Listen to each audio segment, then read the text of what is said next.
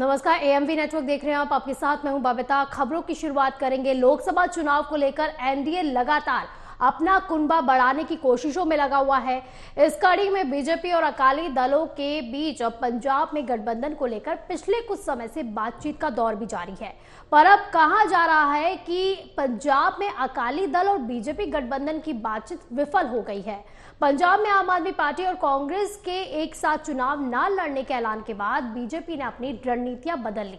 अकाली दल द्वारा किसान आंदोलन, सिख बंदियों की रिहाई के मामलों को लेकर भी बीजेपी पर दबाव बना रही थी, तो वहीं पंजाब की बीजेपी लीडरशिप में भी गठबंधन के हक में नहीं थी।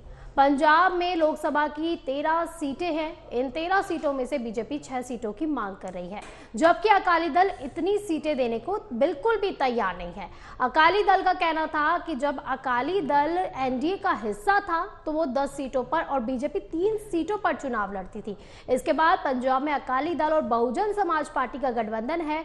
कहा यह भी जा रहा है कि वो इस गठबंधन को तोड़ना नहीं चाहते, क्योंकि बीएसपी का पंजाब में अच्छा खासा प्रभाव है। इसके साथ ही अकाली नेताओं का आरोप है कि बीजेपी ने पंजाब में अकाली दल को कमजोर करने की भी कोशिशें की है। बीजेपी ने अकाली दल के नाराज नेताओं को अपनी पार्टी में शामिल कराया ताकि अकाली का वोट बैंक उसको ट्रांसफर हो सके।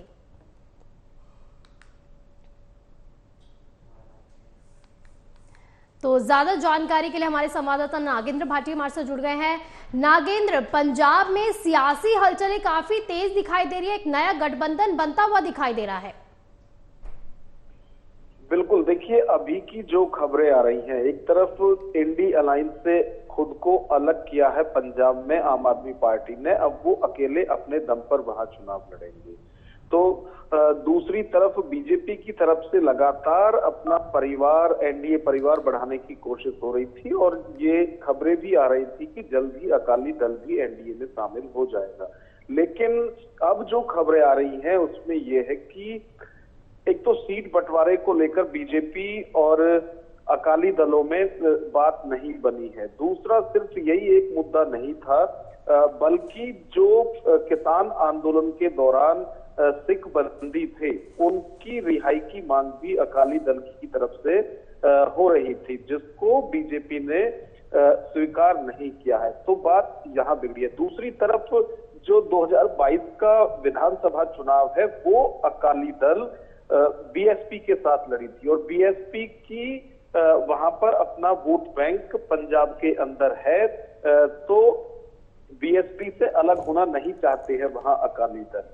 तो कई ऐसे समीकरण हैं जो लगातार, और सबसे बड़ी बात ये थी कि जो बीजेपी का वहां नेतृत्व है, सुनील जाखड़ वहां पर प्रदेश अध्यक्ष हैं बीजेपी के, वो भी नहीं चाहते हैं कि अकाली दल के साथ कोई गठजोड़ हो। ठीक है नागेंद्र, मैं आपके पास आऊंगी। हमारे साथ एक खास मेहमान जुड़ गया है, संदीप दुबे, बीजेपी नेता हमारे साथ जुड़ गया है। दुबे जी, क्या कहा जाए, क्योंकि बीजेपी और अकाली दल हालांकि गठबंधन बनाने को तो तैयार है, लेकिन कहीं ना कहीं अकाली दल आपसे सहमत होता हुआ नहीं नजर आ रहा है, चाहे वो सीटों को लेकर हो, चाहे वो किसानों को लेकर हो।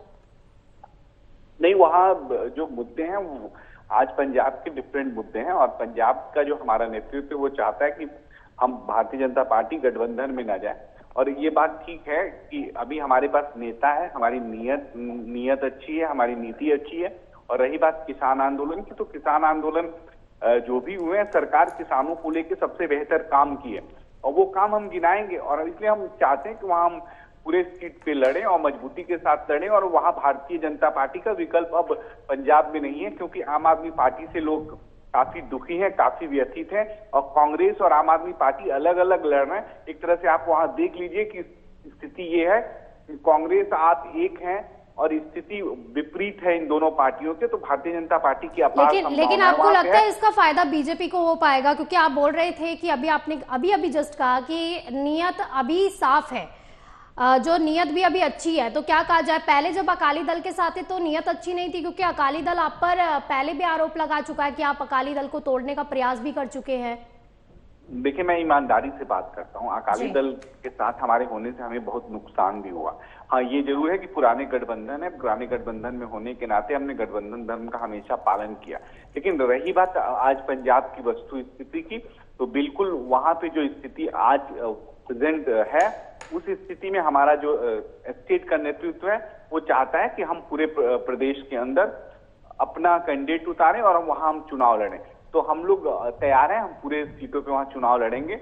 और मैंने नीति और नियत की बात इसलिए करी कि भारत के यशस्वी प्रधानमंत्री नरेंद्र मोदी जी ने अपनी पहल से पूरे भारत के लोगों का दिल जीतने का काम किया है। तो हर जगह हमारी संभावनाएं हैं और हमें अपनी पार्टी को भी सशक्त और मजबूत करना है। और हम देख रहे हैं कि आने वाला गृह मंत्री भी चाहते हैं अकाली दल साथ आए, तो क्या कहा जाए कि जो सीटों की मांग वो कर रहा है उतनी सीटें आप उन्हें दे देंगे? आखिरी सवाल।